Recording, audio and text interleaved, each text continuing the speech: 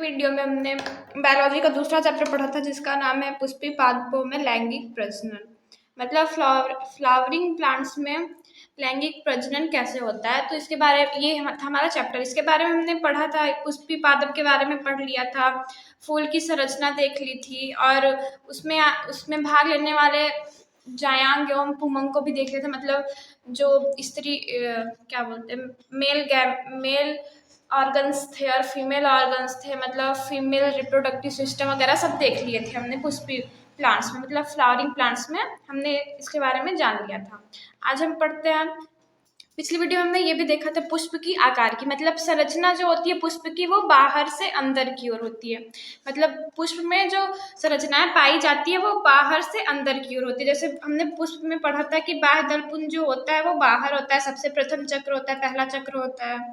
और दलपुंज जो होता है वो दूसरा चक्र होता है, बाह्य दल के बाद आता है। दलपुंज क्या होता है, दलों के समूह को दलपुंज कहते हैं। और पुमंग क्या होता है हमारा, ये हमारा पुंकेसर होता है, मतलब क्या नर वाला भाग होता है फूल में पुमंग जो होता है।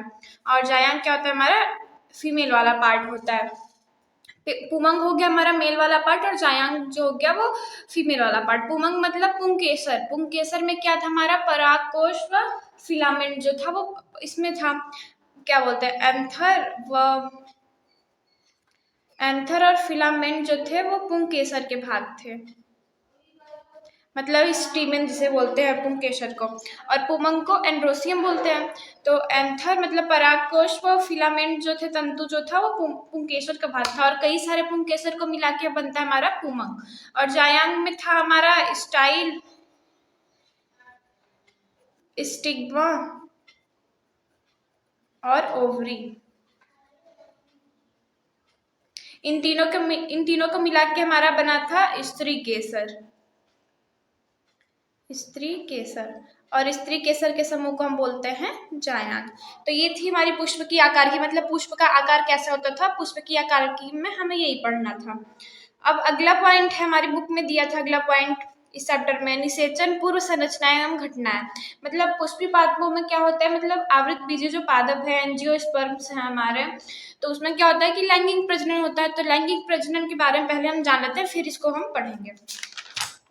तो लैंगिक जनन मतलब लैंगिक जनन क्या होता है, तो लैंगिक जनन में दो युग्मकों की आवश्यकता होती है, ये सब हमने पढ़ लिया था कि इसमें दो युग्मक बनते हैं। तो दो युग्मक जब युग्मक संलयन करते हैं तो निषेचन की घटनाएं होती हैं। तो जब युग्मक संलयन होता है तो उसे निषेचन कहते हैं, युग्मकों का संलयन, युग्मकों का संलयन। लेकिन युग्मकों का संलयन होगा कैसे, तो निषेचन होने से पहले भी कुछ घटनाएं एवं संरचनाएं देखने को मिलती है और निषेचन होने के बाद भी कुछ घटनाएं एवं संरचनाएं देखने को मिलती हैं। पहले तो युग्मक बनेगा कैसे, तो युग्मक बनेगा कैसे, युग्मक का संलयन कैसे होगा, तो ये निषेचन पूर्व घटनाएं होती हैं। और युग्मक का संलयन हो गया तो उससे बनने वाले नए युग्मनज कैसे होंगे, ये सब होते हैं निषेचन पश्च घटनाएं। तो पहले हम जानते हैं कि निषेचन पूर्व घटनाएं कौन कौन सी होती है। तो निषेचन पूर्व घटनाओं में होती हैं युग्मक जनन व युग्मक स्थानांतरण। इसमें दो मुख्य घटनाएं होती हैं। निषेचन पूर्व घटनाओं में दो प्रमुख घटनाएं होती हैं।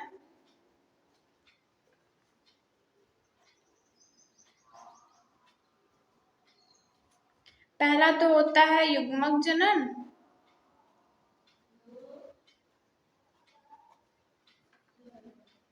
और दूसरा होता है युग्मक स्थानांतरण।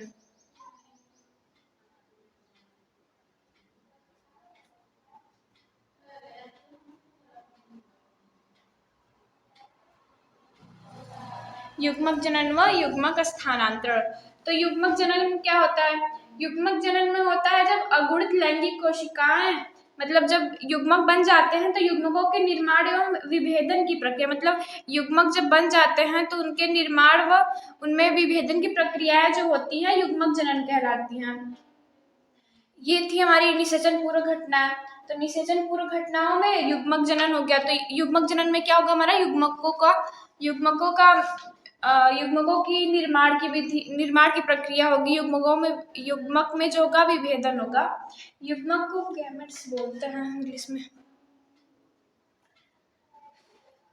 अब ये था युग्मकों का स्थानांतरण। तो युग्मकों का स्थानांतरण क्यों होता है?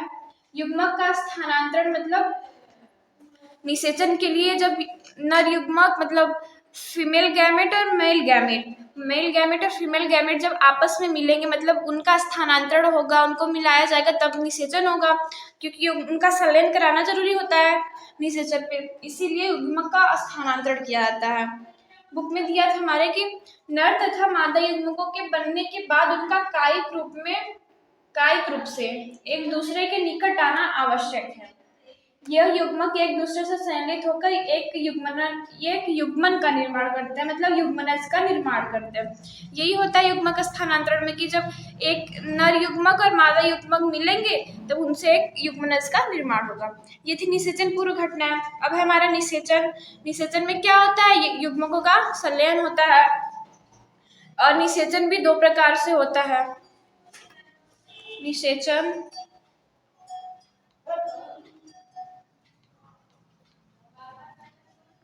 नीचे लिखिए निषेचन के प्रकार।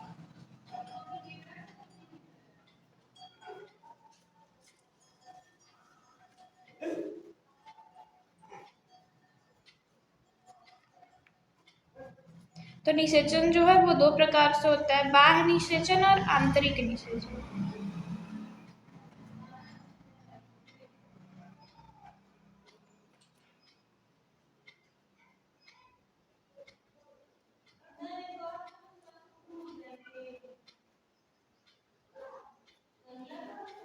निषेचन कितने प्रकार के होते हैं? दो प्रकार के, बाह्य निषेचन और आंतरिक निषेचन। बाह्य निषेचन में क्या होता है और बाह्य निषेचन होता किसमें है? तो जो अधिकतर जलीय जीव होते हैं मतलब जल में रहने वाले जीव, जैसे अधिकतर शैवाल, मछलियां और उभयचर प्राणी जो होते हैं उनमें पाया जाता है। उनका युग्मक संलयन में जो होता है कि युग्मक संलयन शरीर से बाहर जलीय माध्यम में संपन्न होता है, मतलब शैवाल, मछलियां और उभयचर प्राणी जो होते हैं उनमें युग्मक संलयन शरीर के बाहर होता है, शरीर से बाहर जलीय माध्यम मतलब जल के माध्यम से होता है। इसी तरह के संलयन को हम बाह्य निषेचन कहते हैं। और आंतरिक निषेचन क्या होता है? अधिकतर स्थलीय जीव मतलब स्थल में रहने वाले जीव में, जैसे कि कवक, कुछ श्रेणी के प्राणियों में जैसे सरीसृप, पक्षी तथा स्तनधारियों में युग्मक संलयन जीव शरीर के अंदर संपन्न होता है। मतलब जब युग्मकों का संलयन शरीर के अंदर से होता है तो उसे आंतरिक निषेचन कहा जाता है। बस ये था निषेचन के प्रकार। अब अगला हमारा निषेचन पश्च घटना है। तो निषेचन पश्च घटनाओं में क्या क्या होता है? तो निषेचन के बाद बनने वाली घटनाएं मतलब होने वाली घटनाओं में लैंगिक जनन में निषेचन के बाद युग्मनज का निर्माण होता है। ये तो हमने पता कर लिया था, पहले ही पढ़ लिया था। लैंगिक जनन के बाद युग्मनज का निर्माण होता है। युग्मक संलयन के पश्चात युग्मनज का विकास ही निषेचन पश्च घटना कहलाती है। मतलब जब हमारा युग्मनज का संलयन होगा उससे युग्मकों का संलयन होगा तो उससे युग्मनज बनेंगे और युग्मनज के विकास को युग्मक संलयन के पश्चात युग्मनज का विकास ही निषेचन पश्च घटना कहलाता है। इसमें मतलब इसका फर्स्ट पॉइंट हो गया कि इसमें क्या बनता है? युग्मनज। और फिर इसमें होता है भ्रूण का विकास। पौधों में जो होता है वो भ्रूण का विकास होता है।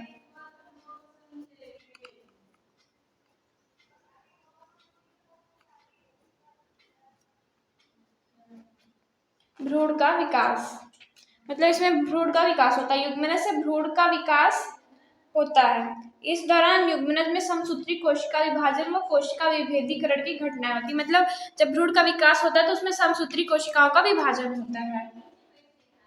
यही थी हमारी निषेचन पश्च घटनाएं। तो लैंगिक जनन में इतने सारे पॉइंट होते हैं, इसको पता करना में जरूरी था। अब हम पढ़ेंगे पुष्पी पादपों में लैंगिक प्रजनन में निषेचन पूर्व संरचनाएं एवं घटनाएं। तो पुष्पी पादपों में निषेचन पूर्व घटनाएं क्या होती हैं? तो पुष्पी पादपों में पुष्प क्रम की संरचना होती है जो पुष्पी कलिकाएं और बाद में पुष्प को धारण करती हैं। मतलब पुष्प के पहले जो होती हैं वो पुष्प क्रम की रचना होती है, मतलब पुष्प की संरचना होती है जो पुष्पी कलिकाओं और बाद में पुष्प को धारण करती हैं। पुष्प में नर एवं मादा संरचना पुंमक तथा जायंग कहलाती है, तो हमने पढ़ लिया था।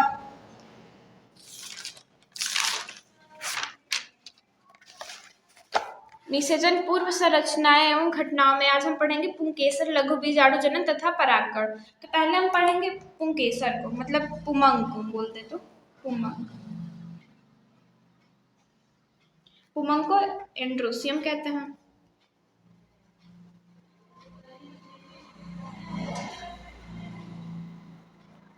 तो पुमंग क्या होता है?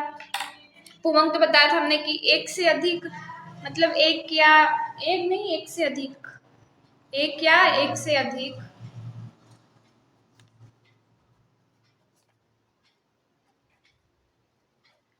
पुंकेसरों के समूह को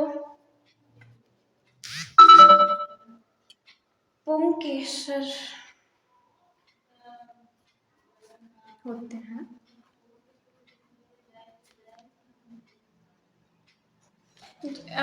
पुमंग में क्या होता है? एक या एक से अधिक पुंकेसर होते हैं, जिसे हम पुमंग कहते हैं। मतलब पुंकेसरों की जब बहुत सारे पुंकेसर मिल जाते हैं आपस में, तो उसे पुमंग कहा जाता है। पुंकेसर क्या होता है, सॉरी पुमंग क्या होता है? आवृत बीजी पौधों का नर जननांग होता है।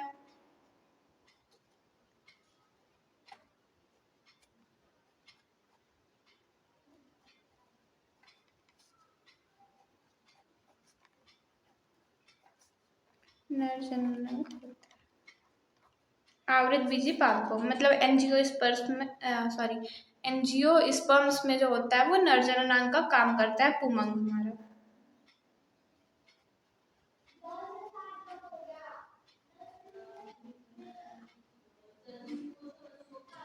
ये था हमारा पुमंग।